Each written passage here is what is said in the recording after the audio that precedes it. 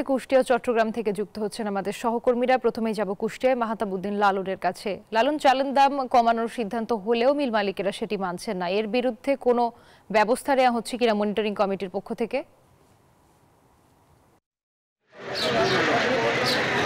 রুবা, আপনাকে ধন্যবাদ।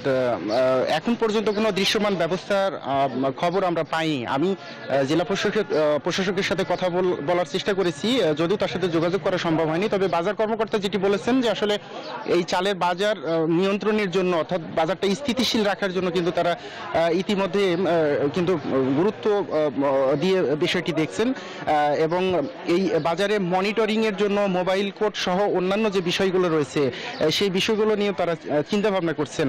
আপনি জানেন, দেশের অন্যতম বৃহৎ চালের মোকাম কুষ্টিয়ার খাজানগর। এখানে বেশ কিছু চালকল রয়েছে, বড় বড় চালকল, যেটি আসলে দেশের রাজধানী ঢাকা সহ অন্যান্য জেলার চালের চাহিদা পূরণ করা হয়ে থাকে এই খাজানগর থেকে। আমি সেখানকার ব্যবসায়ীদের সাথে কথা বলেছিলাম। তারা যেটি বলছেন যে গত 18 ডিসেম্বর তারিখে যে জেলা প্রশাসককে প্রতিশ্রুতি দেওয়া হয়েছিল সেটি আসলে সব মিল মালিক মানতে রাজি নন। তারা বলছেন ধানের দাম বৃদ্ধির ফলে কিন্তু আসলে চালের বাজার বেড়েছে, ফলে চালের দাম জোরপূর্বক কমানোর কোনো চেষ্টা করা হলে সেটি আসলে সব মিল মালিক মানবেন না। আমি কথা বলেছিলাম এখানকার বাজার কর্মকর্তার সাথে। তারা যেটি বলছেন যে আসলে চালের বাজারটা স্থিতিশীল রাখার জন্য তাদের চেষ্টা অব্যাহত রয়েছে এবং সেই চেষ্টার অংশ হিসেবে তারা কিন্তু বাজারটা মনিটরিং এর জন্য মোবাইল কোড পরিচালনা সহ অন্যান্য যেসব বিষয়গুলো রয়েছে সেগুলো নিয়েও চিন্তা ভাবনা করছেন। এখানে সরকারের যে অন্যান্য উইং রয়েছে সেই উইংগুলোকেও তারা একত্রিত করে সমন্বিতভাবে বাজারটা নিয়ন্ত্রণের চেষ্টা করছেন। তো এই ছিল আমার কাছে কুষ্টিয়া চালের বাজার নিয়ে সর্বশেষ। আমি চলে যাচ্ছি চট্টগ্রামে সহকর্মী আকরাম হোসেনের কাছে।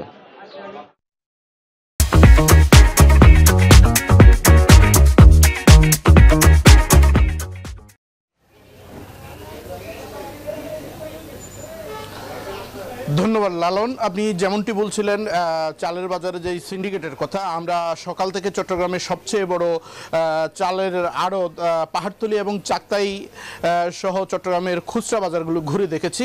ঘুরে দেখে যে বিষয়টি দেখতে পেয়েছি, চট্টগ্রামের খুচরা বাজারে গত এক সপ্তাহে 4 থেকে 5 টাকা প্রতি কেজি চালের দাম বৃদ্ধি পেয়েছে। তবে আমরা এখানে এসে যেটি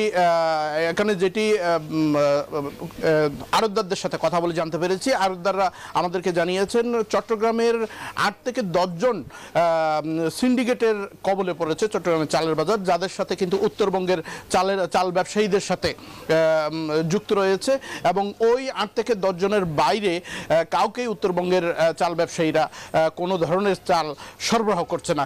এবং ওই সিন্ডিকেটটা তাদের প্রতিনিধিদের মাধ্যমে চট্টগ্রামের ব্যবসায়ীদের সাথে কথা বলে তাদের সাথে দরদাম ঠিক করেই কিন্তু চাল সরবরাহ করছে, যার কারণে এখানকার আড়তদাররা বলছেন এই সিন্ডিকেটের কবল থেকে রক্ষা করতে না পারলে চালের বাজারে আসলে স্থিতিশীলতা ফিরে আসবে না।